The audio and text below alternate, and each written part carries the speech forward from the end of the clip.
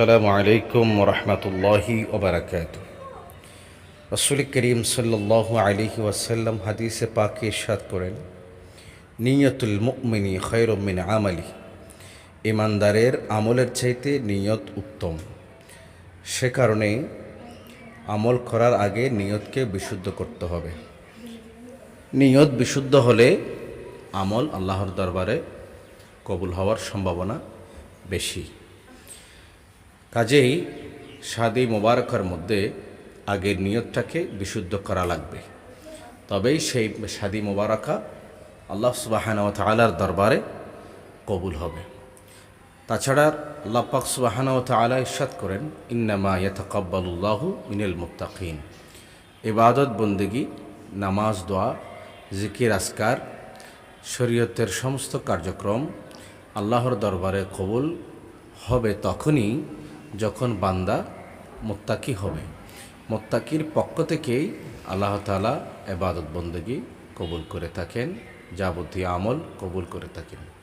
সেজন্যই বিবাহ শাদী মোবারকা, যেহেতু আল্লাহ তাআলা কোরআন পাকের মাধ্যমে এই শাদী মোবারকার ঘোষণা দিয়েছেন এবং রাসূল করিম সাল্লাল্লাহু আলাইহি ওয়াসাল্লাম হাদিসে মোবারকার মাধ্যমে এই শাদী মোবারকাকে নিজের সুন্নাহ বলেছেন। কাজেই এই ইবাদত আল্লাহর দরবারে কবুল হওয়ার জন্য নিয়ত বিশুদ্ধ হওয়া লাগবে, নিয়তকে পরিশুদ্ধ করতে হবে। অতএব আসুন আমরা বিবাহের মধ্যে কি কি নিয়ত হতে পারে, উত্তম নিয়তগুলো একটু জেনে নিই। যত বেশি উত্তম নিয়ত করা যায় ততই বেশি বিবাহের মধ্যে মঙ্গল হয়। সর্বপ্রথম নিয়ত হবে আল্লাহ এবং রসুলের সন্তুষ্টি। 2 নাম্বার নিয়ত হবে আল্লাহ পাকের নির্দেশ এবং রসুল পাকের সুন্নাহ আমল করার জন্য। 3 নাম্বার নিয়ত হবে নিজে গুনাহ থেকে বাঁচা এবং একটি নারীকেও গুনাহ থেকে রক্ষা করার জন্য এই শাদী মোবারকা করা।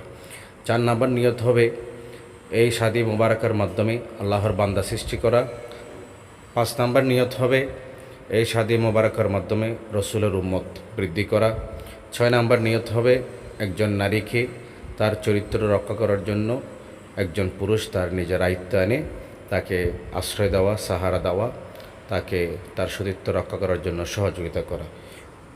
7 নম্বর আমল হতে পারে যে এই শাদী মোবারকার মাধ্যমে পৃথিবীর ভারসাম্য রক্ষা করার জন্য যুগল জীবন, দাম্পত্য জীবনের মাধ্যমে এক পরিবার আর এক পরিবারের সাথে যৌথভাবে